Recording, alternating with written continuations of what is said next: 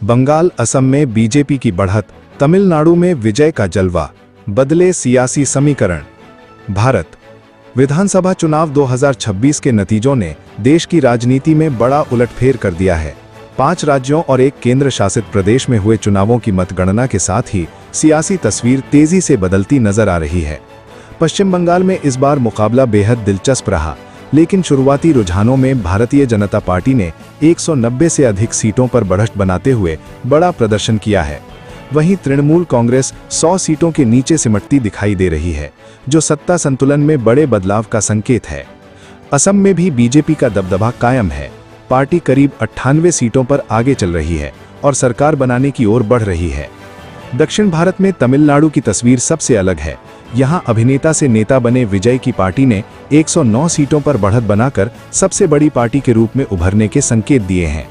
वहीं केरल में भारतीय राष्ट्रीय कांग्रेस के नेतृत्व वाला यूडीएफ गठबंधन मजबूत स्थिति में है और 98 सीटों पर आगे चल रहा है।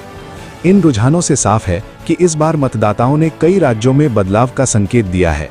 अंतिम नतीजों के बाद राजनीतिक तस्वीर और स्पष्ट होगी, लेकिन फिलहाल देश भर में चुनावी नतीजों को लेकर जबरदस्त हलचल बनी हुई है।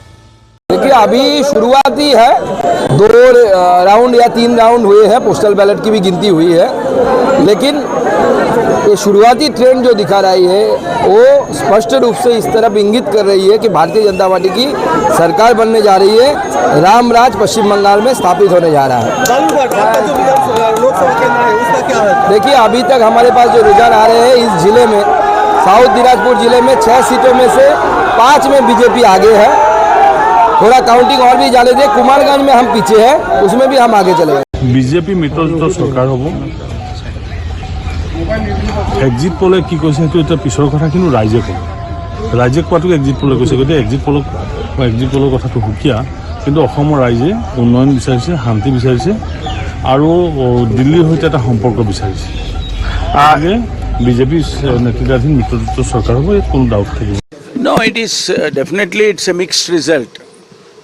We expected Kerala to come back because it was the second time, LDF was ruling.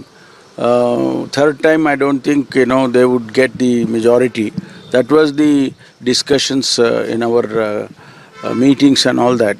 So UDF is going to form the government. It looks like, and Kerala.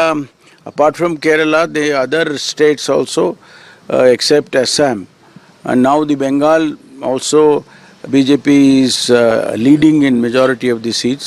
Nandigram में मेरा ज़्यादा वोट मिल रहा है। पिछले 21 में जो मेरा 3-3.5 हजार लीड था थर्ड राउंड में, अभी तो 7,000 चल रहा है। बीजेपी कर रहा है, वो लोग भी कुछ सीट मिल रहा है। मैं पहले से बता रहा था ये लोग का 3 आंकड़ा नहीं मिलेगा। अच्छा सीट मिलेगा, लेकिन 100 का आंकड़ा नहीं जाएगा। मान के चलिए, आप थोड़ा 1 बजे के बाद बात कर लेना, जब आधा काउंट हो जाएगा ना, देख लेना 100 के अंदर रहेगा टीम। ब्यूरो रिपोर्ट, टीम लोकतंत्र का पाया न्यूज।